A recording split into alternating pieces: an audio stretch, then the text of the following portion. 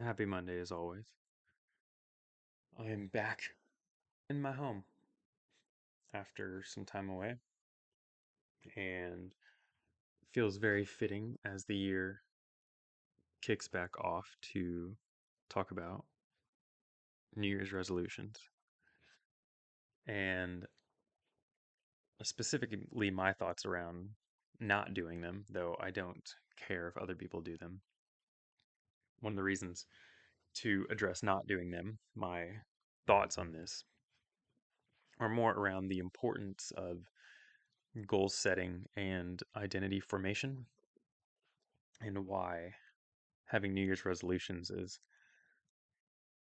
often not that. It's a way for us to express changes that we want, but not necessarily strong intentions. I think a lot of people would disagree with that it is setting strong intentions. And if it is and you follow through, fantastic. But we also know that changing who you are as a person and formulating your goals around your identity is a much more active predictor in accomplishing your goals than just saying you want to do something. And the reason I say that I don't do New Year's resolutions is for me, it overly defines start points as the new year. So, one of the things I want to do more of this year is spend more time reading. And, if I say I want to spend a certain amount of time reading every day, or I want to make sure I get through so many books this year, then a couple things happen. One, if I don't do the thing every day, then by that definition, I have failed. And the point isn't to read every day, it's to read more. So, what if I read every Saturday for like 6 hours and I just have set aside time and I read? Is that better than 30 minutes a day? It's more time. It's not daily. And so that's one of the reasons I don't do that. Now, obviously, anyone can set different goals. The gym is a good example. You don't have to go to the gym every day. But my point is, if you fall off, setting goals that allow you to hop back on are important. So, one of the things that matters a lot to me is really understanding what my goal is at any given time. So, for instance, if I want to read more, what's the point of that? Is it books? And this is a very personal experience for me, but I think relatable for a lot of people.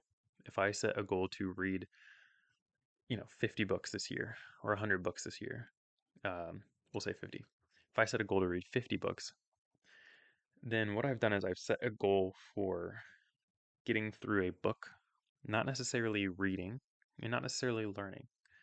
So, yeah, I guess you could argue it implies reading. And I'm the type of person that will count an audiobook.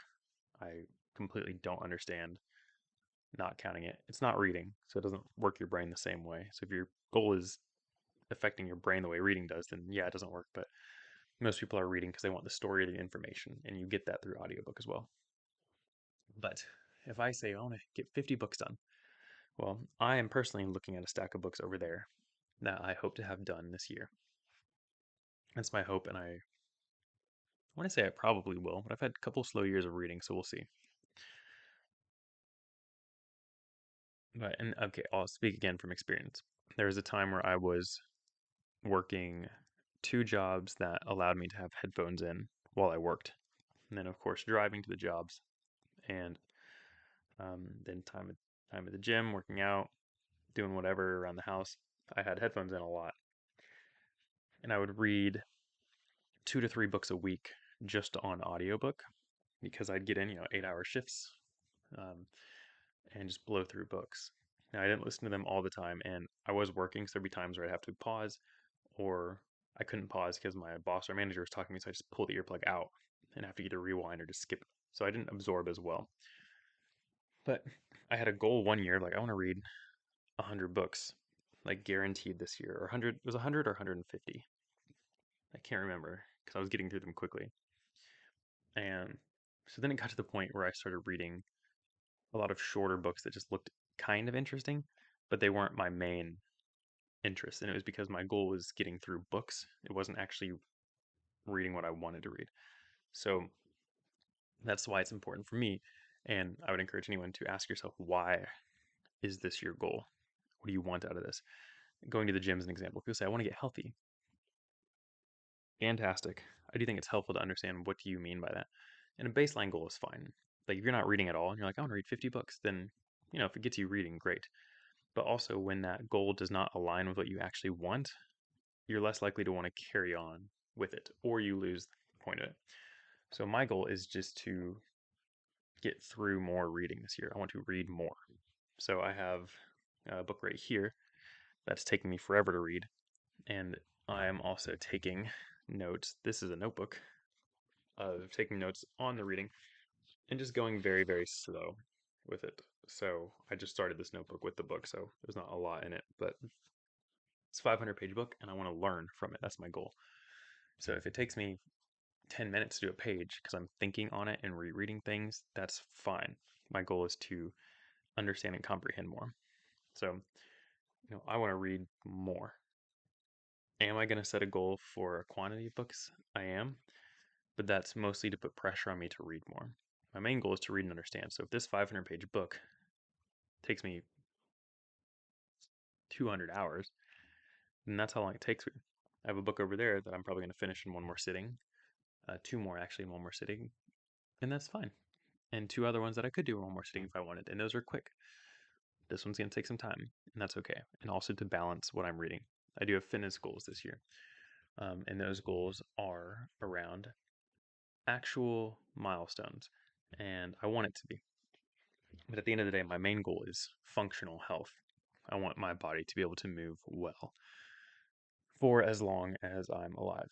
So I want to do things that strengthen my back and my knees and ankles and keep my wrists and forearms strong and all these things to help me continue. I don't want to have pain in my life. So that's my number one goal. But because I have a habit of working out already, I already have fitness habits built in place, then I expand my goals. So my identity within that goal is that I am a fit and healthy person. And I live by that pretty well. So then I can get more specific about the goals within that. I'm going to set more fun goals. Same with eating, maybe. So I get more specific. And so as a reader becomes a better reader, they might set different goals because they already know I'm going to read. So that's not the issue.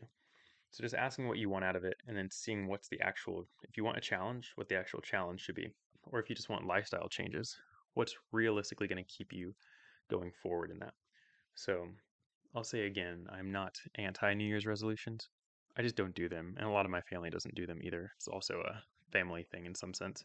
But it's personal for sure. Because in my mind, once I've decided on a goal, I just want to do the goal. I don't want to just say, well, I'll start January 1st. I want to start now and get ahead of it. Or maybe I think of something tomorrow and I'm a week in. That's fine.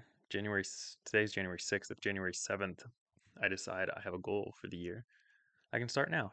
And it can end by the end of the year if I still want it to, or I can say it ends January 7th next year. So I think as long as you or me or anyone doesn't use a New Year's resolution as an all or nothing time frame, it's fine. My philosophy is I want to continue to grow and to be a better and better person as time goes on in my life. So that's going to help me do that is by just not having resolutions, but still having goals. So I do think everyone does well to have goals in life, although different personalities and different mindsets might change how that looks. But it's good to be aiming for something. And that's another way to look at a goal is we have an aim. And most people who are interested in philosophy and religion, that aim is bigger than them. So wanting to be a better person, want to practice your belief system better. These are goals, and you could call them resolutions to do them better. I don't care. I think the only thing that really matters is are you picking the right wording and the right framing that actually keeps you moving forward and getting better. So that's what I have for you. I hope everyone had a good holiday season and a good new year. And I hope whether you're doing resolutions, goals, or just trying to float through life with less stress, that you are able to do more of that as the year continues. And I'm hoping for a fantastic 2025 for everyone. And I am very much looking forward to seeing how that unfolds on this channel. I have a lot of things I'm really hopeful with for the channel, and also some habits that I'm trying to really lock in for this YouTube channel over the year and see how it goes. So I'm looking forward to enjoying that process with all of you who are willing to go along. I'll see you next Monday.